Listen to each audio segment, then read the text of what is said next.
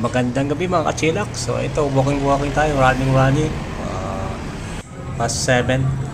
Nag-jogging tayo. Naka 7 kilometers man tayo ngayon. Tapos ito, medyo baradong ilong natin. Sige, gutom na tayo sa plaza sa Naga City. Ayan, kumain muna tayo ng adobo. Adobo with adobo rice with siomai. Tapos, konting viewing lang. May dito nagbabasking. So, yun na konting sa oras. Minuto. Tapos, yun, hanap